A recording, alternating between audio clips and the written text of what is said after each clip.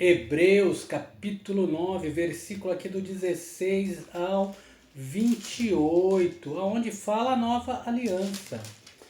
E diz assim a palavra do Senhor: porque onde há testamento, fala de aliança, necessário é que intervenha a morte do testador. Isso se refere à morte de Cristo, que foi comissionado a fazer uma nova aliança em favor do homem. Porque um testamento tem força onde houve morte, ou terá ele algum valor enquanto o testador vive?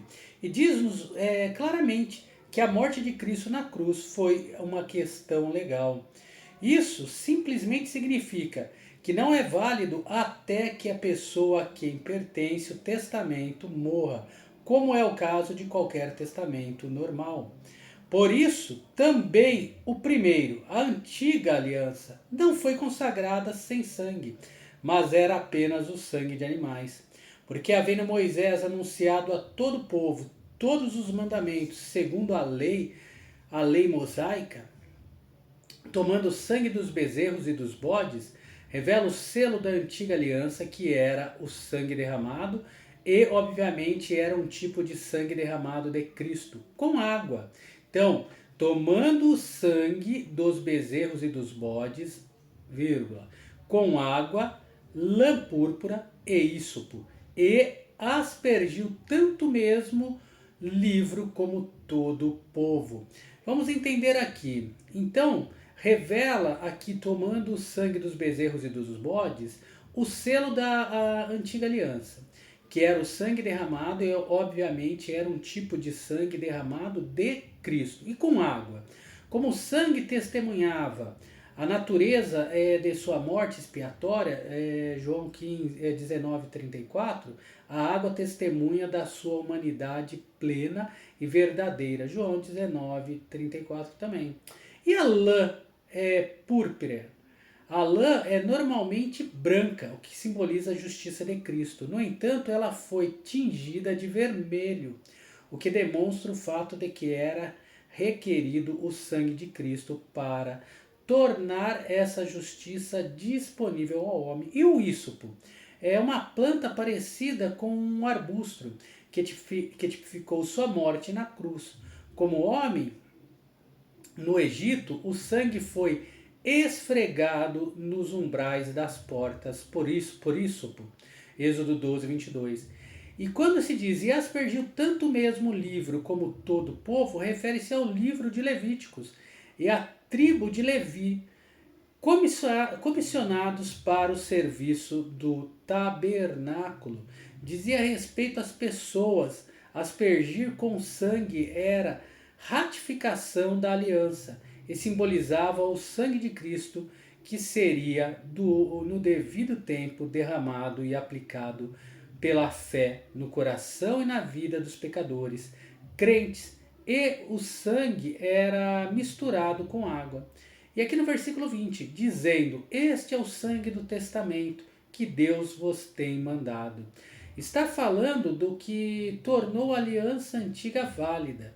E quando diz Deus vos tem mandado, isso apresenta o fato de que tudo na primeira aliança, exatamente como era na nova, porém de Deus e de novo, de Deus e de modo algum do homem.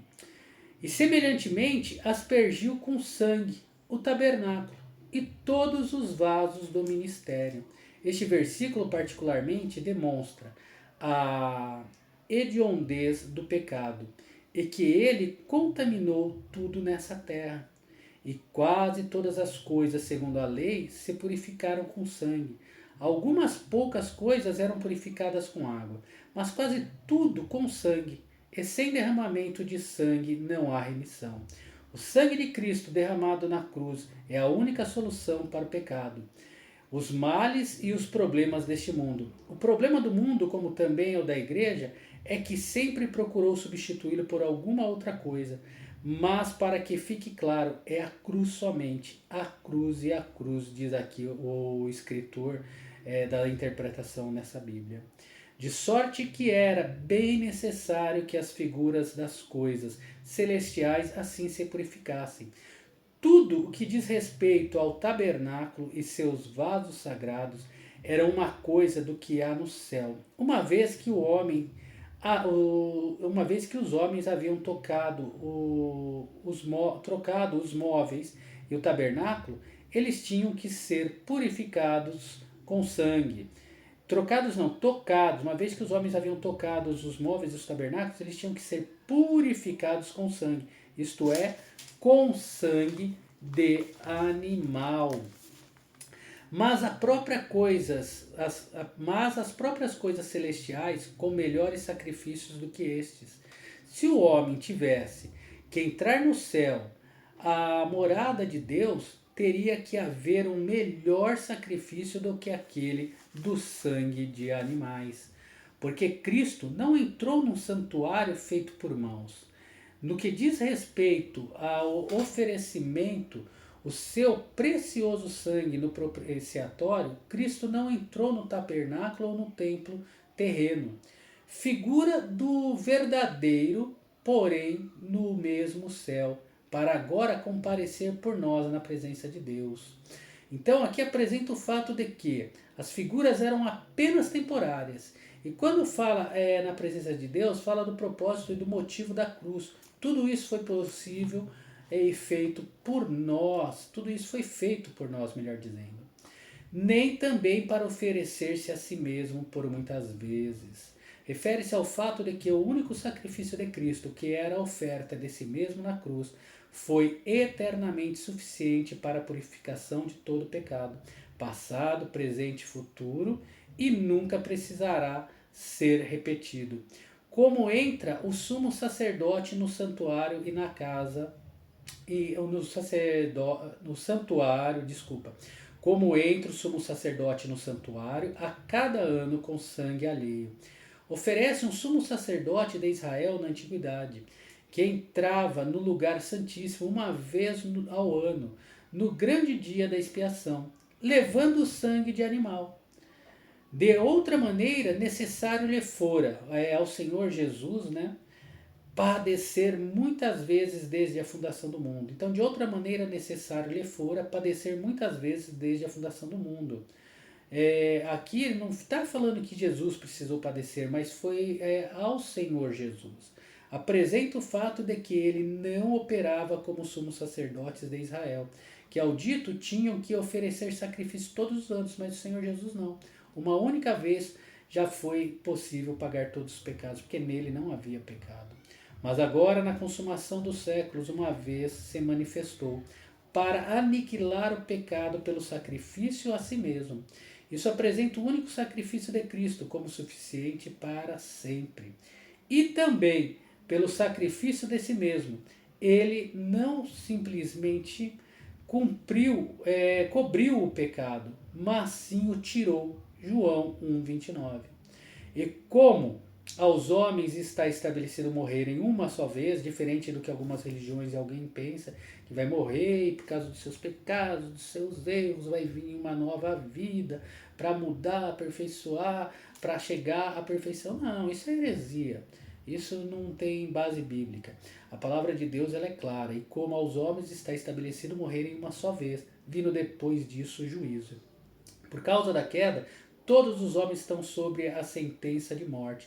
E de fato, todos morreram espiritualmente, o que quer dizer estar separado de Deus. E a resposta à morte espiritual do homem é Cristo, que ele fez na cruz, de Cristo, o Salvador. É rejeitado. E se Cristo o Salvador é rejeitado, melhor dizendo, todos comparecerão ante Cristo, o juiz, uma vez que a morte é inevitável, o juízo é inevitável também. Aqui rapidamente eu vou falar. Quando nós formos acordados, os mortos que creram em Cristo e os que estão vivos forem arrebatados, nós não vamos para um julgamento se vamos entrar no céu ou não. Nós vamos subir com o Senhor aos céus. E lá nós vamos ser revelados a nós se nós cumprirmos o nosso dever como cristãos, levando a palavra e executando a palavra em nosso coração. Mediante a isso, teremos uma coroa com poucas ou muitas pedras. Agora, o juízo ali de Cristo para aqueles que não são crentes, não creram na mensagem da cruz, ou creram e se desviaram e foram para outro lado, esse precisa acontecer da forma que é feita quando um juiz aqui nessa terra julga um criminoso, para determinar se ele é ou não culpado, porque não é, ele não pode ser lançado o resto da vida ou um longo tempo na cadeia sem um julgamento. Mas diferente do juiz terreno, que é omisso, que mente por favor próprio ou por interesse, não todos, mas alguns, e aqui no Brasil que está cada vez pior, Deus ele não mente. E Deus ele faz um julgamento justo. E aí é onde que as pessoas não vão entrar no céu e vão se surpreender, mesmo se dizendo serem evangélicos.